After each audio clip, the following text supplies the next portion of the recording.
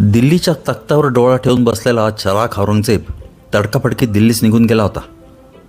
मराठ्यांचे स्वतंत्र राज्य त्याला सहनच होत नव्हते. पण तख्ताच्या अभिलेषापायी त्याला दिल्लीस जावेच लागले. जाता जाता त्यांनी विजापूरला एक संदेश पण दिला होता. शिवाजीला कल्याणमध्ये झुंजत ठेवा, पण या सह्याद्रीत अजिबात टिकू देऊ नका.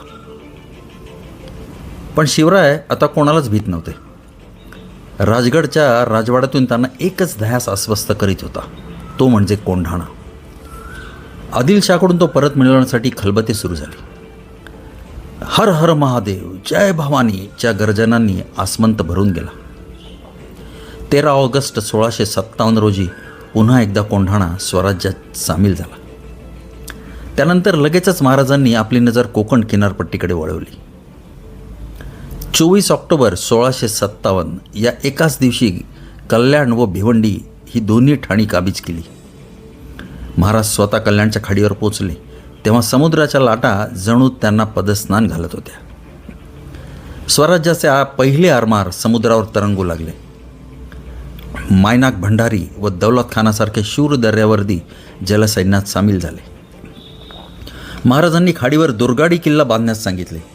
त्याचा पाया खणताना पण अमाप धन सापडले.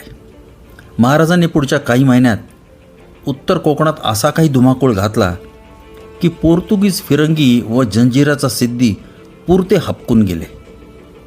विजयदुर्ग, सुवर्णदुर्ग यासारखी सागरी ठाणी उभी करण्यात आली. याच मोहिमेदरम्यान अजून एक इतिहास घडला. गोवेकर सावंत महाराजांना भेटण्यास आले होते. त्यांच्याकडे कुठेतरी युरोपमध्ये, बहुधा पोर्तुगालमध्ये टोलेडो येथे तयार केलेली एक अप्रतिम दुधारी तलवार होती. ती बघताच महाराजांचे डोळे चमकले. सावंतांनी ती तलवार प्रेमपूर्वक राजांना भेट केली. तीच ती जगप्रसिद्ध भवानी तलवार. या कोकण मोहिमेनंतर मोरोपंतांनी जावळीच्या घनदाट खोऱ्यात एक दुर्गम आणि अफाट किल्ला बांधून पूर्ण केला. जेव्हा जिजोबाई साहेबांनी हा किल्ला बघितला तेव्हा त्यांनी गौरवोद्गार काढले, हा तर स्वराज्याचा खरा दागिना आहे. आसपास एवढे घनदाट जंगल की एक वेळ हिडिंबेच्या केसातील ऊस सापडेल, पण इथे लपलेला हत्ती सापडणे कठीण.